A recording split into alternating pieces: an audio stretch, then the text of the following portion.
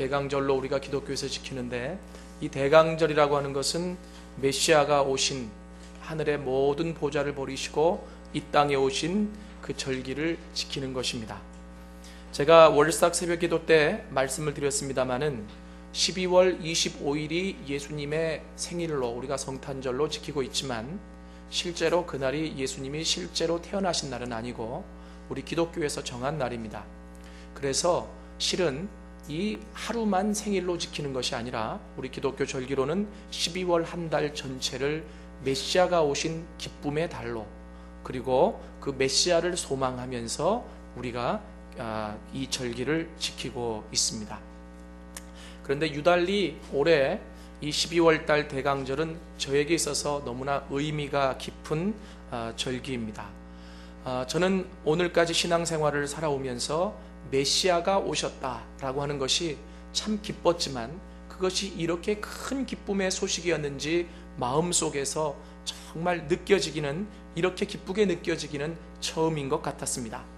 그래서 월삭 기도회 때 제가 말씀을 선포하고, 그리고 나서서 제가 이제 기도를 하면서 성령께서 저에게 너무나 기쁨을 주시고 말씀들을 주셔서 제가 마음속에 확정을 했습니다. 어떻게 확정을 했느냐면, 이번에 12월 한 달 주일 설교 4번입니다. 4번과 성탄절날 설교 5번, 이 5번은 제가 스스로 집회를 하겠다, 이렇게 선포를 했습니다. 여러분이 집회로 인정하든 안 하든 이게 집회죠. 그런데 어떤 집회냐면, 메시아가 그 오셔서 그 어떤 일들을 행하게 될 것이고, 우리에게 무엇을 이루어 놓으셨으며, 그리고 또 그것이 우리에게 어떤 의미가 있는지, 제가 그날 월삭 기도회 때 말씀을 선포하고 기도하는데 참 하나님이 너무나 큰 기쁨을 주시면서 그 성경 본문까지도 다 이렇게 생각나게 해주셔서, 이제 한 주 한 주 그 메시아에 대해서 이 대강절의 의미를 우리가 되새기면서 좀 이렇게 나갔으면 좋겠습니다. 이미 메시아는 2000년 전에 오셨습니다.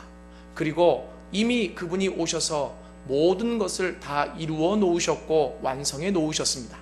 그러나 우리가 이 12월 달 이 대강절을 지키는 귀중한 의미는, 이미 이루어 놓으신 그 일들이, 완성해 놓으신 그 일들이 나 개인의 사건으로 경험되어지기 위함이고, 그리고 나 개인의 사건으로 경험되어질 때 우리는 이 세상을 향해서 입을 벌려서 외칠 수 있을 겁니다.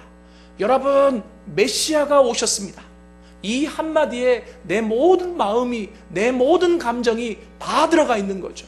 왜냐하면 내가 먼저 그 메시아를 경험했고, 그래서 내가 회복되어지고, 내가 치유되어지고, 내가 완전해졌기 때문에 이 메시아가 오셨다라고 하는 사실이 얼마나 큰 기쁨의 소식인지를 알기에 내가 이제는 세상을 향해서 입을 벌려 외치게 되는 것이기 때문에 그렇습니다. 여러분, 저는 그런 의미에서 오늘 첫 번째로 메시아가 오시면 이라고 하는 제목으로 여러분들과 같이 말씀을 나누려고 합니다.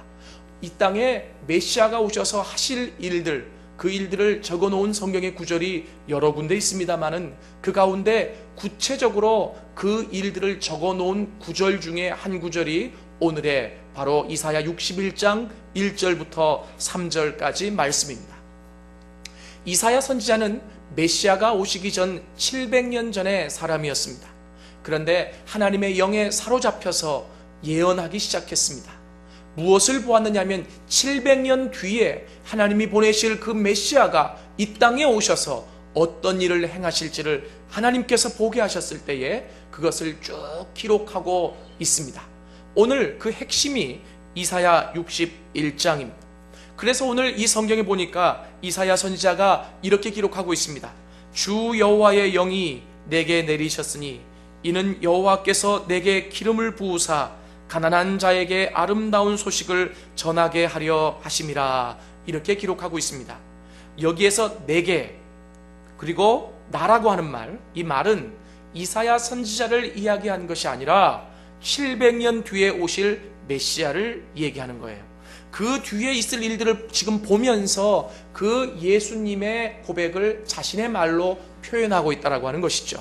자, 그러면 오늘 제가 여러분들에게 말씀드릴 이 제목이 메시아가 오시면, 도대체 메시아가 이 땅에 오셨다라고 하는 것이 우리에게 어떤 기쁨의 소식이 되는가? 메시아가 이 땅에 오셨다라고 하는 것이 왜 소망이 되는가? 오늘 성경을 근거로 여러분들에게 말씀을 나누어 드리려고 합니다. 오늘 이 성경에 보면 메시아가 이 땅에 오신 목적을 1절에 서술하고 있습니다. 그것은 한마디로 그 맨 앞에 목적이 나와 있습니다. 우리가 이것을 문장 형태로 두갈식이라고 하는데요. 가난한 자들에게 아름다운 소식을 전하기 위해서다. 이렇게 나와 있습니다. 여러분, 이 글을 읽고 나서 많은 사람들이 생각합니다. 나는 가난하지 않는데 그래도 돈이 있고 그래도 집이 있고 그래도 나는 자녀도 있고 그리고 나는 내가 필요한 것들이 넉넉치는 않아도 내가 가지고 있는 것이 있는데 라고 생각할 수 있습니다. 그런데요, 여러분, 여기서 가난하다라고 하는 것은 무엇을 의미하느냐면, 여러분, 우리가 가난하다라고 표현할 때 어떤 경우를 가난하다고 표현합니까? 우리가 이미 팔복을 통해서 배웠죠. 심령이 가난한 자는 복이 있나니. 그런데 다시 한번 여러분들에게 말씀을 드린다고 한다면 이 가난하다라고 하는 것은 무엇을 의미하는 거냐면 무엇이 모자란 상태를 의미하는 거예요. 그리고 무엇이 비어있는 상태를 의미하는 거죠. 부족한 상태를 의미합니다. 그러면 오늘 이 성경이 얘기하는 이유가 이겁니다. 메시아가 이 땅에 오신 이유가 뭐냐? 이 땅에 있는 많은 사람들, 아니 모든 사람들이 무엇인가 부족함을 가지고 살아가기 때문이다라고 하는 거예요. 무엇인가 채워지지 않은 부분을 가지고 살아가기 때문이다라고 하는 것이죠. 여러분, 이것이 우리 인생의 문제를 이야기하고 있습니다. 오늘 이 자리에 교회에 나와 앉아 계신 우리 성도님들께 제가 여쭤보고 싶습니다. 일주일 동안 평안하셨나요? 저는 평안하셨기를 원합니다. 그러나 돌이켜보면 마음이 아팠던 적도 있었을 것이고 눈물을 흘렸던 적도 있었을 것이고 분노가 찼을 때도 있었을 것이고 그리고 또 내 뜻대로 되지 않아서 잠을 자다가 벌떡벌떡 일어났을 때도 있었을 거예요. 왜 그렇습니까?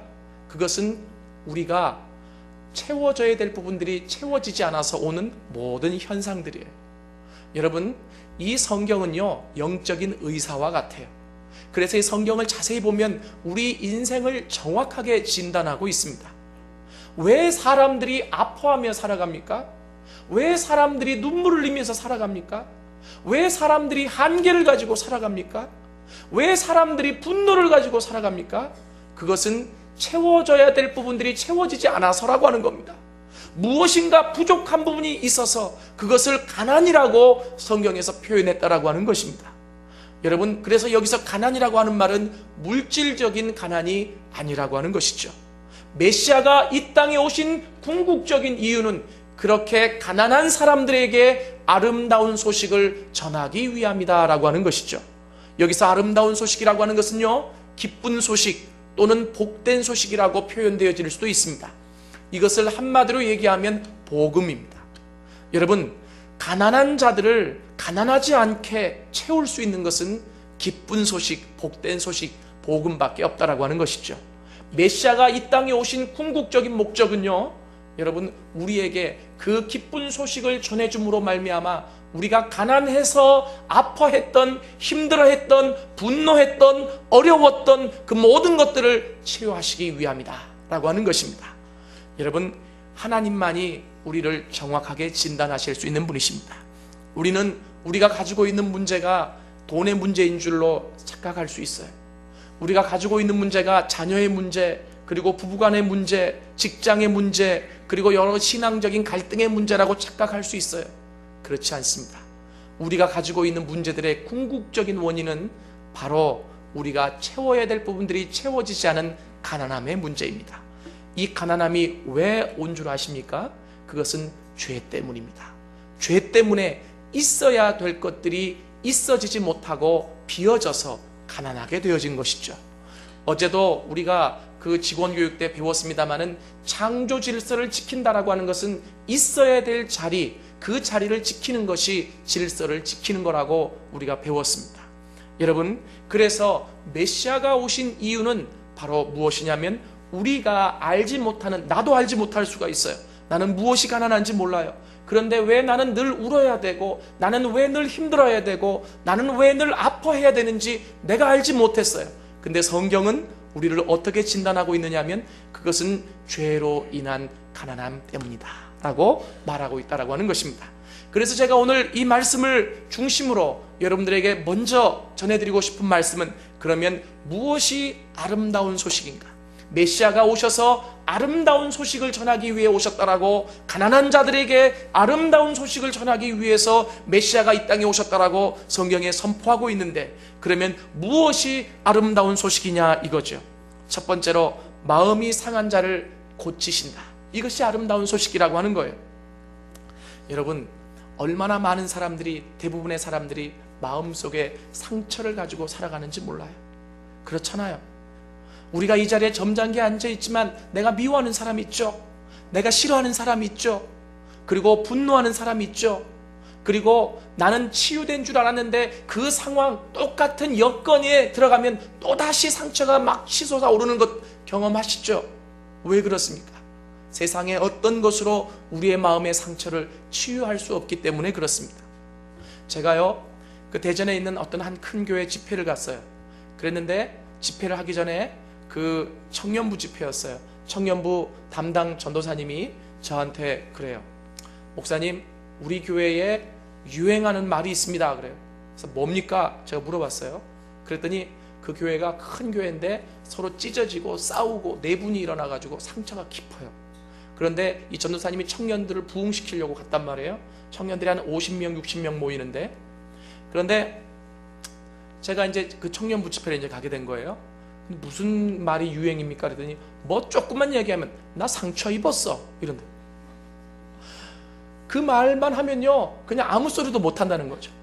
그리고 뭐 조금만, 이게 장난이 된 거예요. 누가 한 대 장난으로 이렇게 뒤에 툭 건드려도 나 상처 입었어 이런 거예요. 그러면 그 말이 계속 돌아가는 거예요. 그거는요 굉장히 무서운 거예요. 왜냐하면 그건 사단의 전략일 수 있습니다. 진짜 상처받아서 상처받았다고 얘기할 수도 있지만, 그러나 그 교회가 그렇게 상처 속에 있기 때문에 그냥 상처 입지도 않았는데 모든 사람 입을 통해서 나 상처 입었어 하면은요 더 이상 건들지를 못하고 깊게 들어가지를 못한다라고 하는 거죠. 그래서요 제가 집회 첫 시간부터 무엇을 선포했냐면, 여러분, 앞으로 하나님이 기뻐하시지 않는 말들을 우리가 여기서 끊읍시다. 그리고 여기서 절제합시다. 그리고 여러분, 앞으로 우리가 그렇게 하기로 약속합시다. 그것을 먼저 선포하고 집회를 시작했습니다. 여러분, 내가 상처받은 마음들, 내 주변에 있는 사람들, 그리고 남편, 아내에게, 자녀에게 위로받을 수는 있을지 모르지만 치유할 수는 없을지 몰라요. 온전한 치유는 그 예수님으로 말미암아 가능하다라고 하는 겁니다. 그래서 메시아가 오신 궁극적인 목적은 우리의 모든 마음, 그 상한 마음을 고쳐주시기 위함이다라고 하는 겁니다. 여러분, 나는 여기에 기독교 신앙의 본질이 있다라고 생각합니다. 예수를 믿으면서도 아픈 마음을 가지고 계속해서 출석하시는 분들은 좀 이제는 메시아가 오셨기 때문에 그 모든 아픈 마음들을 십자가 밑에, 그 예수 앞에, 그 메시아 앞에 내려놓으십시오. 메시아가 오신 궁극적인 목적은 우리의 그 상처받은 마음들을 치료하시기 위해서 오셨다라고 하는 것입니다. 여러분, 남몰래 울었던 적 많죠? 그리고 남몰래 아파했던 적 많죠? 다른 사람은 몰라요. 남편도 모르고 아내도 모를 수 있어요. 자녀도 모를 수 있어요. 그러나 누가 아시냐면 하나님이 아십니다. 그래서 그 아픈 마음을 내가 하나님 앞에 나올 때에 그 메시아 예수 그리스도를 통해서 온전하게 고쳐주시는 겁니다. 여러분, 이 일이 이미 2000년 전에 일어났어요. 그리고 완성되어졌습니다.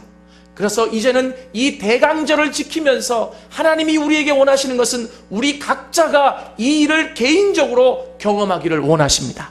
메시아가 오셨기 때문에 주님, 이제는 내 안에 상처받은 그 마음들이 고쳐지게 하여 주옵소서, 그리고 치유되게 하여 주옵소서, 주님 앞에 그렇게 고백할 수 있기를 원합니다. 두 번째로, 무엇이 아름다운 소식이냐? 그것은 포로된 자에게 자유를 주시겠다라고 하는 겁니다. 이것은 다분히 은유적인 표현입니다. 여러분, 이 구절을 읽으면서 나는 포로되지 않았는데 이렇게 생각하실 수 있죠. 여러분, 죄가 가지고 온 결과들이 많은데요, 그 가운데 하나가 뭐냐면 나는 싫어하는데 자꾸 하게 되는 게 있어요. 내가 원치 않는데 습관적으로 반복적으로 계속 하는 게 있죠. 이게 바로 뭐냐면 내가 그것에 포로된 거예요. 이해되십니까? 예를 들어서 청소년들, 요즘은 청소년들뿐만이 아니더라고요. 연예인들도 신문을 보니까 인터넷에 들어가면 하기 싫은데 한 번 끌리니까 도박. 나는 인터넷 도박이 그렇게 무서운지 몰랐어요. 재밌나 봐요. 예? 그런데 그 인터넷 도박으로 몇 억씩 막 날리잖아요. 그죠? 안 하려고 그러는데 인터넷만 들어가면 자꾸 그 도박 사이트가 생각나는 거죠. 그러다가 나도 몰래 끌리는 거예요. 여러분 이해되세요? 어떤 사람은 인터넷만 들어가면 야한 사이트에 자꾸 끌리는 거죠. 안 해야지. 하나님이 하는데 들어가기만 하면 자꾸 클릭을 하게 되는 거예요. 끌리는 거예요. 또 어떤 사람은 자꾸 내가 이 죄는 짓지 말아야 되는데 아는데도요, 또 그 죄를 짓고 또 그 죄를 짓고 이래요. 여러분 왜 그래요? 그것은 나도 모르는데 성경은 이미 무엇이라고 얘기하고 있느냐면 그것에 포로된 자다 이렇게 얘기하고 있어요. 여러분 메시아가 이 땅에 오신 궁극적인 목적은 나도 알지 못하는 내가 포로된 것에서 자유케 하기 위함이다라고 하는 것입니다. 여러분 저는 이 12월 한 달 동안에 그 대망의 메시아, 그 메시아를 묵상하고 기대하면서 나도 알지 못했던 포로된 그 모든 것에서 여러분 안에 자유함이 있기를 원합니다. 이 자유함이 있을 때 만족을 누리고 기쁨을 누리고 평강을 누릴 수 있는 거예요. 기독교의 참된 신앙의 본질이 여기 있습니다. 돈이 많아서 우리가 자유로운 게 아니에요. 그리고 사람의 대인관계가 좋아서 자유로운 게 아니라고요. 그것은 내가 포로된 모든 것을 끊고 자유로워졌을 때 주님이 주신 그 자유함이 내 안에 있게 되는 것이죠. 여러분 예전에 우리가 어릴 때요 그런 찬양 많이 불렀는데 요즘 안 부르더라고요. 뭐냐면 혹시 아세요? 오 우리 영혼이 벗어났도다 사냥꾼의 올무에서 새같이. 아시는 분 있으시죠? 저 그 찬양이 참 좋았어요. 그런데 보니까요 그 찬양이 우리의 영적인 상태를 그대로 드러내는 겁니다. 그 찬양 부를 때 우리가 율동을 했거든요. 근데 기억도 잘 나지 않거니와 제가 이 앞에 또 하기도 뭐하고. 그런데 한 가지 분명한 것은 뭐냐면 우리 영혼이 벗어났도다는데 사냥꾼 할 때는 총 쏘는 사냥꾼을 이렇게 해요. 사냥꾼의 올무에서 새같이. 이건 뭐냐면요 새가 올무에 갇혀 있는 거예요. 근데 사냥꾼은 지금 총을 겨누고 있는 거죠. 지금 누가 풀어주지 않으면 그 새는 올무에 갇혀서 그렇게 죽을 수밖에 없는 거예요. 그죠? 왜요? 그냥 있어도 죽겠지만 지금 총을 겨누고 있는 사냥꾼이 있기 때문에. 그런데 메시아 가신 사역은 바로 뭐냐면 그 포로된 것에서 올무를 쫙 열어주시는 거예요. 그때 이 새가 살았다 그리고 막 퍼덕이면서 나가잖아요. 이게 바로 뭐냐면 포로된 것에서 자유함을 주는 거예요. 믿으십니까? 여러분 성경은 이미 우리에게 그것을 얘기하고 있어요. 어떻게 얘기하고 있느냐면 우리는요 이 땅에 살아가는데 그렇게 성경에 보니까 사단이 우는 사자처럼 우리를 삼키려고 두루 살피고 있다고 그래요. 그죠? 계속해서 총을 겨누고 있는 거예요. 우리가 그 메시아 앞으로 나오지 않는 한, 그 메시아를 의지하지 않는 한 우리에게 자유함은 없어요. 언젠가는 그 총에 맞아서 쓰러져 죽을 수도 있어요.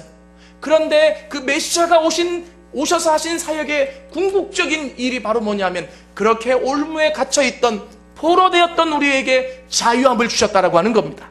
저는요 이 자유함을 경험해 본 적이 있어요. 그런데 참 놀라운 것은 그 자유함을 경험하는데 돈이 생겨서 자유함이 생긴 것도 아니고 다른 어떤 사람이 붙어서 자유함이 생긴 것도 아니고 내가 원하는 지위에 올라가서 자유함이 생긴 게 아니에요. 예수님의 십자가 앞에서 그 메시아를 만남으로 인해서 내 마음속에 밀물처럼 막 밀려오는 그 자유함. 나는 이제 자유합니다. 하나님 나를 얽어맬 수 있는 것은 아무것도 없습니다. 내 입으로 막 선포하기 시작하는 거죠. 재정이 나를 얽어맬 수 없습니다. 육신의 고통이 나를 얽어맬 수 없습니다. 하나님 모든 다른 대인적인 관계가 나를 얽어맬 수 없습니다. 나를 힘들게 했던 아픔의 상처들이 나를 얽어맬 수 없습니다. 하나님 이제 나는 하나님 앞에서 자유한 자입니다. 선포하는데요 얼마나 큰 기쁨이 있는지 몰라요. 오늘 이 12월 한 달 여러분 대강절 메시아가 오신 이 절기를 지키면서 그 놀라운 자유함이 여러분 안에서 경험되어질 수 있기를 원합니다. 하나님은 하나님의 자녀들이 얽매여서 살기를 원치 않으세요. 원래 만드셨듯이 창조하셨듯이 문제는 그대로 있다고 할지라도 내 힘으로 풀 수 없는 문제들은 고스란히 남겨져 있다고 할지라도 주님 앞에 나오면 그 메시아를 만나면 자유함을 경험할 수 있습니다. 그 놀라운 자유함이 우리 안에 물밀듯이 넘쳐날 수 있기를 원합니다. 세 번째, 무엇이 아름다운 소식이냐? 갇힌 자를 놓아주신다고 그랬어요. 여러분, 포로된 자와 갇힌 자의 차이점이 있습니다. 이것은 뭐냐면, 포로되어도 뭐가 있냐면 이게 움직일 수 있고 자기 마음대로 활동할 수 있거든요. 예를 들면 이런 거예요. 뭐냐면 다니엘, 사드락, 메삭, 아벳느고 이 친구들이 바벨론으로 포로돼서 잡혀갔잖아요. 그죠? 근데 잡혀갔는데 자기들 마음대로 활동하는 거예요. 주권은 빼앗기고 나라는 빼앗겼어도 활동을 할 수 있다는 거죠. 그런데 갇힌 것은 뭐냐면 전혀 움직이지 못할 정도로 그냥 완전히 끌려다니는 상태가 갇힌 상태예요. 이해되십니까? 그래서 잘 들으세요. 포로된 상태에서 자유함을 경험하지 못하면 갇힌 상태로 넘어갈 수 있다고 하는 겁니다. 갇힌 상태로 드러나는 상태가 바로 뭔지 아세요? 알코올 중독, 카페인 중독, 여자 중독, 마약 중독 상태로 나타나잖아요. 여러분, 그런 사람들은요, 술이 없으면 알코올 중독이요, 못 살아요. 카페인 중독도 무서운 거더라고요. 제가 보니까요, 커피가 없으면, 커피 어딨어? 막 이렇게 찾아요. 난 그 평범한 사람인 줄 알았는데, 커피가 없으니까 저도 그래서 커피 끊었습니다. 하루에 2잔, 3잔씩 마셨는데, 그 하얀 게 뭡니까? 프림이 이게 혈액순환을 잘 못 시키는 것 같아요. 그래가지고 자꾸 끊으라는데 좋아서 계속 마시다가 결국 끊고 좀 고급스럽게 놀기로 해서 원두로. 그거는 조금 카페인이 모르겠어요. 그런데요, 여러분, 사람들이 그렇게 자기가 포로된 데에서 끊어지지 않으면 어떻게 돼요? 갇힌 것으로 넘어가는 거예요. 그 뭐냐면 하루에 몇 번씩 인터넷 사이트를 뒤져서 도박을 안 하면 못 사는 거죠. 그건 갇힌 상태예요. 포로된 상태가 아니에요. 이해되세요? 그리고 하루에 꼭 몇 번씩 인터넷 사이트에 들어가서 야한 것을 보지 않으면 못 자요. 그거 갇힌 거예요. 이해되시죠? 포로된 것과 갇힌 것의 차이를 아시겠어요? 이것은 성경이 우리에게 이미 예언해 놓고 있는 거예요. 사람이 그렇게 되어질 수 있다는 거예요. 이게 죄의 영향력이라고 하는 겁니다. 메시아가 오신 것은 그렇게 갇힌 자들이라고 할지라도 놓아주기 위해서 오셨다라고 하는 겁니다. 여러분, 메시아가 오셔서 그 모든 일들이 가능해졌다라고 하는 것이죠. 저는 이 놀라운 노임의 역사가 혹여나 우리 가운데 어떤 갇힌 것들이 있다라고 한다면 놓아지는 역사가 먼저 일어나기를 원하고, 그리고 우리 주변에 그렇게 예수를 알지 못하고 메시아를 알지 못해서 갇힌 것에 살아가고 있는 그 사람들을 불쌍히 여기면서 메시아가 오셨기 때문에 그 모든 갇힌 것들에서 놓여질 수 있음을 여러분들이 선포하고 그들을 위해 기도하고 도와줄 수 있기를 원합니다. 여러분, 알코올 중독자가요, 그 어떤 재활치료인데 가서 해도 어려워요. 완전히 이게 회복되기가 힘들대요. 그런데 오늘 성경에서는 이 메시아를 만나면 그 안에서 온전한 회복이 있다라고 이야기하고 있습니다. 그리고 마지막으로 뭘 얘기하고 있느냐면 은혜의 해와 보복의 날을 선포한다. 여러분, 이건 이런 거예요. 뭐냐 하면 메시아가 오시기 전에는 우리에게 은혜가 없었어요. 은혜가 없으면요, 참 살기 힘들어요. 그죠? 우리 다현이가 그때 워십 찬양을 했지만 난 예수 없이는 단 하루도 살 수 없다는 그 찬양 기억나세요? 저는 그 찬양을 참 좋아해요. 왜 그러냐면 은혜가 없이는 하루도 살 수가 없어요. 여러분, 그런데요, 마음이 상하고 힘들어도 은혜가 있으면 그 안에서 뭐가 되는 줄 아세요? 이게 다 아픔이 물러가고 그리고 상처가 잊혀지고 은혜 가운데서 기쁨이 생겨나는 거예요. 제가 12월 달 이 메시아를 선포하고 12월 1일부터 계속 기쁨으로 쭉 달려오다가 어제 좀 기분 나쁜 일이 좀 비슷한 게 있었어요. 그래가지고 집에 갔는데 기분이 나빠가지고 잠이 와야지. 그런데 그래가지고 제가 이제 저녁 때 흔히 이제 기분 나쁠 때 또는 잘 때 하나님이 필요할 때 틀어놓는 CCM 찬양이 있어요. 그래서 그 CCM 찬양을 딱 틀었는데 거기에 예수의 피, 보혈에 관한 찬양이 쭉 나오는데 그 십자가, 예수의 보혈에 대한 찬양을 들으니까 마음속이 잔잔한. 그래서 제가 저희 아내한테 그랬습니다. 뭐라 그랬냐면, 나 십자가만 전할 수 있으면 나 참 마음껏 내가 기쁘게 살 수 있을 것 같다고. 그랬더니 저희 아내가 맞다고. 당신은 십자가를 전하도록 그 마음속에 십자가가 잉태되어 있다. 이게 무슨 말이냐면 11월 달에 제가 가장 힘들었거든요. 근데 그때 집사람이 저를 위해서, 아내가 저를 위해서 기도해 주면서 막 울면서 그래요. 제 안에 십자가가 잉태되어 있다고. 그래서 그런가 보다. 그런데 요즘은 이상하게 예사롭게 우리 아내가 자꾸 예언자처럼 느껴져요. 그래서 아내 말 잘 들어야지 이제 그러고 있는데요. 그 이제 그렇게 얘기를 하더라고요. 그런데 그 순간 막 밀물이 들어오듯이 평화와 기쁨이 막 밀려오기 시작하는 거예요.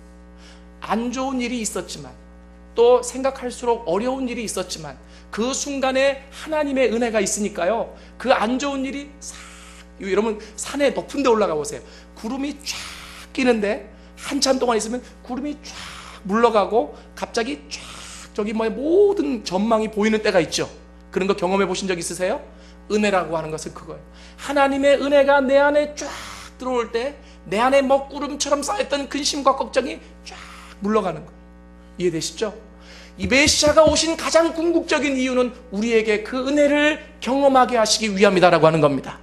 이 놀라운 은혜가 12월 한 달 매일 매시간 여러분 안에 경험되어질 수 있기를 원합니다. 그리고 또 하나 신원, 이 보복을 하신다 그랬어요. 여러분 이 말은 이제 예수님이 오셔서 내가 싸울게, 너 괴롭힌 자가 누구야, 이런 의미가 아니라 우리가 살아가면서 그런 거 있죠. 저 사람은 분명히 잘못한 거고 저 사람은 분명히 죄 짓고 있고 그런데 왜 저 사람이 잘 되지? 내가 뭔가 좀 가르쳐주고 싶고 내가 뭔가 좀 대신 싸우고 싶은데 그런데 하나님이 원수를 사랑하라 그랬으니까 지적은 해도 말을 듣지 않아서 가만히 내버려둔 상태가 있잖아요. 그때 이 메시아가 오셔서 할 일이 바로 뭐냐면 그 사람들의 잘못됨을, 그 사람들의 그 옳지 않음을 메시아가 지적해주고 메시아가 바로잡고 메시아가 그것을 해결해 주신다는 얘기예요.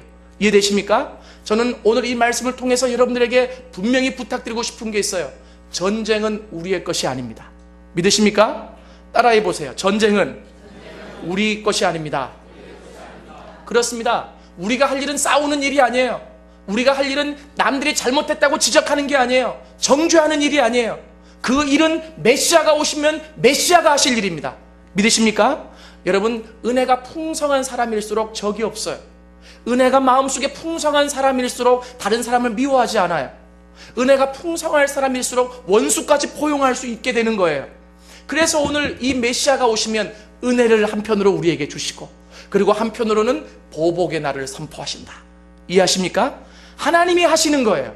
메시아가 하시는 거예요. 이 놀라운 일들이 이미 2000년 전에 이루어졌다라고 하는 사실입니다.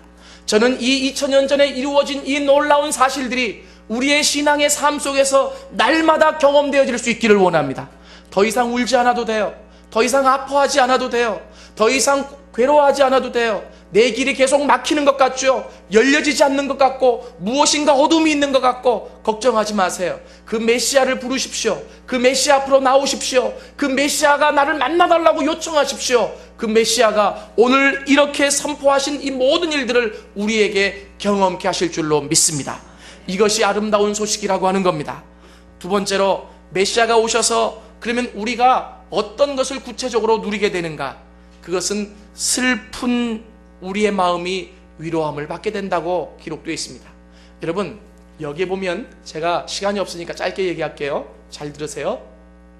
메시아가 오신 목적은 가난한 자에게 아름다운 소식을 전함이라 했죠.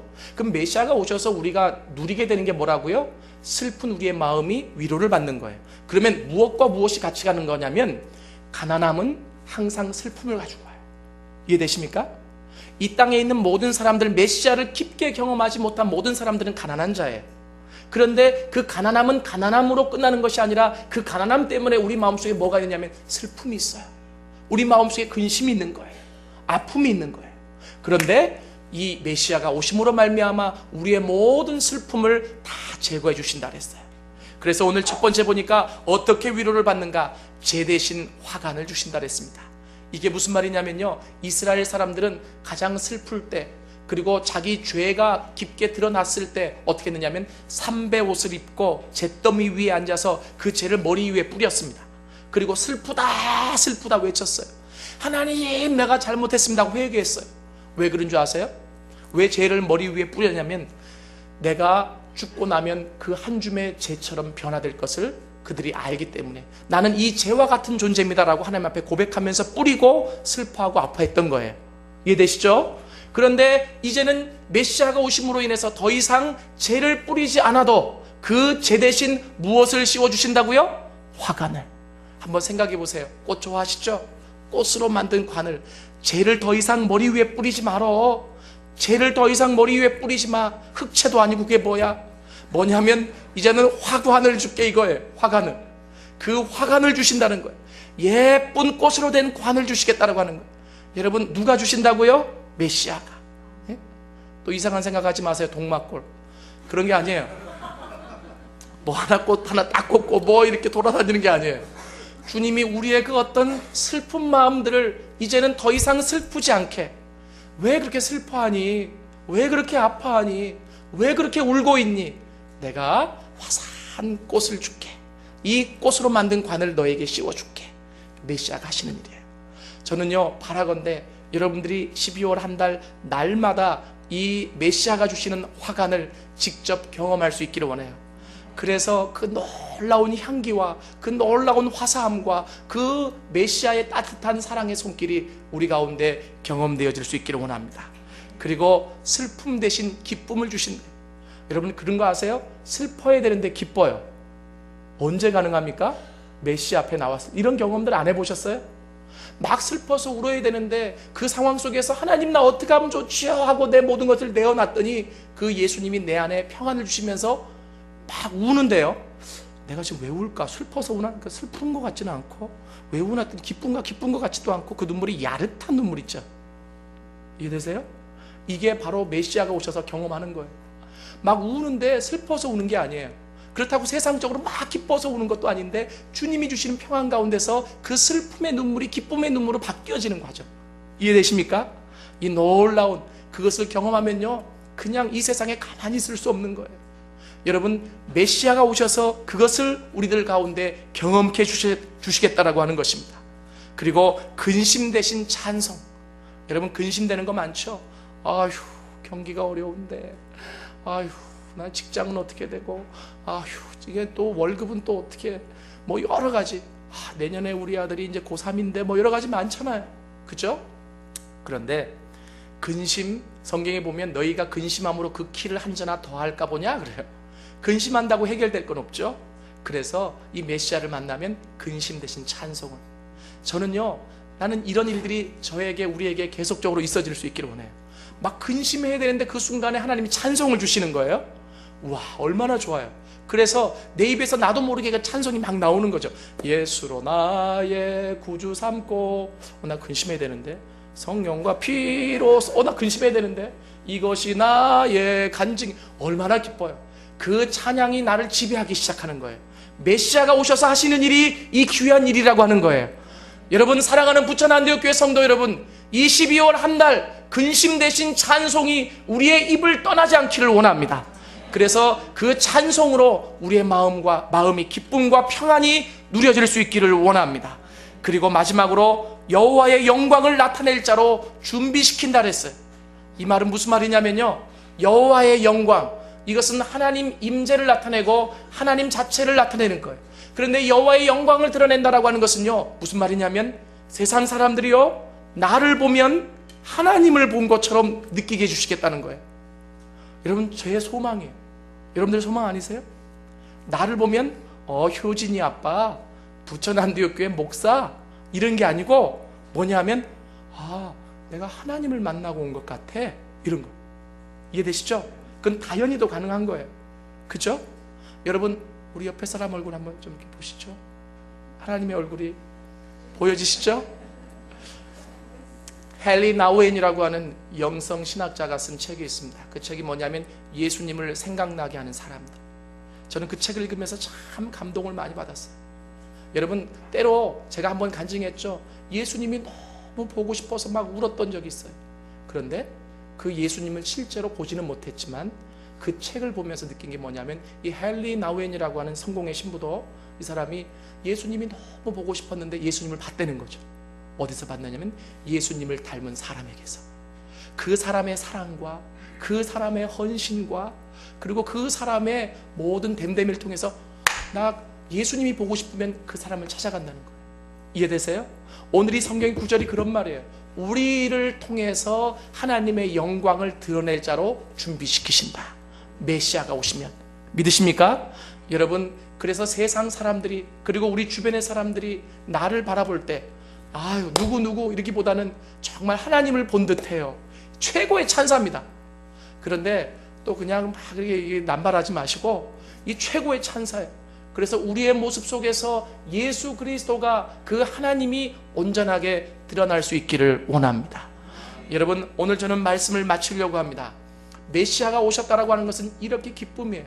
제가 12월 1일 날 그 새벽 기도를 드리러 이 교회에 나오면서 말이죠, 그 창문을 열어놓고 잠자고 있는 세상을 향해서 외치고 싶었습니다. 여러분, 메시아가 오셨습니다 하고 말이죠. 여러분, 메시아가 오셨습니다. 이것을 지키는 절이 대강절입니다. 이미 성취되었습니다. 여러분이 믿고 바라고 소망하면 이제 그 이루어진 일이 내 개인적으로 경험되어집니다. 그리고 그 경험되어진 것을 다른 사람들에게 나누어 줄 때 이것이 진정한 기독교의 영향력이 흘러가는 것 아니겠습니까? 하나님이 원하시는 일입니다. 이 기쁨의 대강절날, 그냥 크리스마스 날 기쁘다 구주 오셨네 한번 하고 끝나지 말고 이 메시아가 이루어 놓으신 일들 여러분 소망하고 기대하면서 나에게도 경험케 하여 주옵소서, 그렇게 기도할 수 있기를 원합니다. 이스라엘 백성들은 구약 4,000년 동안 메시아를 기다려왔어요. 우리가 아까 찬양했듯이 너무나 힘들고 너무나 고달프니까 하나님 앞에 기도했어요. 하나님, 약속했던 메시아를 보내주세요. 그 메시아가 오시면 우리가 살 수 있을 것 같아요. 그 메시아가 오시면 우리가 일어날 수 있을 것 같아요. 하나님, 메시아를 보내주세요. 그래서 메시아가 오셨어요. 우리는 이제 메시아를 보내달라고 기도하지 않아도 돼요. 어떻게 하면 된다고요? 메시아가 이루어 놓으신 일을 경험케 해주세요. 그래야 이 메시아가 오신 것이 얼마나 기쁜 소식인지 알 수 있을 것 아니겠습니까? 여러분, 주님이 저한테 그렇게 느낌을 주셨어요. 도균아, 이제 더 이상 울지 않아도 되고 더 이상 아프지 않아도 되고 더 이상 힘들지 않아도 되고, 왜냐하면 메시아가 오셨기 때문이다. 그 메시아를 소망해라, 기대해라. 그 메시아가 이루신 모든 일들이 경험될 것이라고요. 마음속에 얼마나 기뻤는지 몰라요. 이 기쁨을 우리 성도님들과 나누고 싶습니다. 우리 다음 주에도 기대하는 마음으로 이 예배를 여러분 준비하고 나오십시오. 하나님이 또 다른 말씀으로 여러분들에게 채워주시리라 믿습니다. 다 같이 한번 기도하시겠습니다.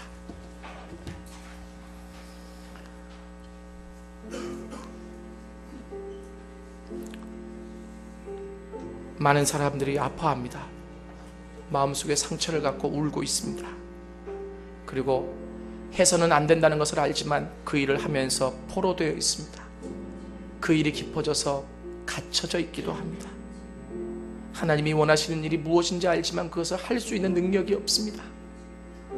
하나님이 하늘에서 그러한 우리 인간의 모습을 보시고 너무나 아프셔서 메시아를 보내주셨습니다. 메시아가 오심으로 인해서 마음이 상한 자가 고쳐지고 포로된 자가 자유롭게 되고 갇힌 자가 놓아지고 은혜의 해가 선포되어지고 보복의 날이 선포되어졌습니다. 이제는 제 대신 화관을, 슬픔 대신 기쁨을, 근심 대신 찬송을, 그리고 여호와의 영광을 나타낼 자로 우리를 준비시켜 주신다고 성경이 약속하고 있습니다. 이 약속을 믿음으로 받아들이십시오. 그리고 기도하십시오. 하나님이 이 한 달 더 깊게 경험케 하실 것이고 그 경험이 바탕되어서 주님이 오시는 그날까지 이 상태대로 살게 해주실 것입니다.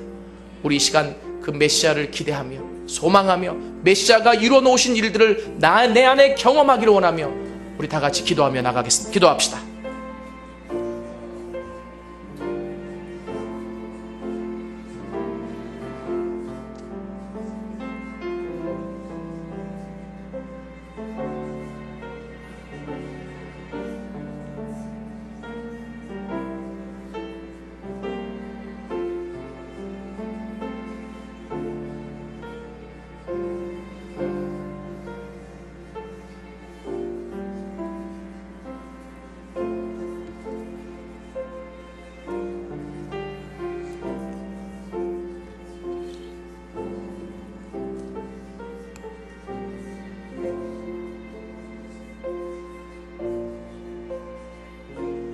주님, 성령의 빛을 비추어 주셔서 우리가 무엇에 가난한 자인지 보게 하시옵소서. 그리고 메시아가 선포하신 놀라운 아름다운 소식이 우리 안에 경험케 되게 하여 주옵소서. 메시아가 오심으로 말미암아 슬픈 자가 위로함을 받는다고 했는데, 주님, 우리의 연약함 때문에, 죄 때문에, 한계 때문에 슬퍼하고 근심했던 그 모든 것들이 위로받고 기쁨과 화관과 찬송으로 바뀌어질 수 있도록 하시고, 우리를 본 자들이 하나님을 본 듯하다고 고백할 수 있는 자들로 우리를 만들어 주옵소서. 예수님의 이름으로 기도드렸습니다.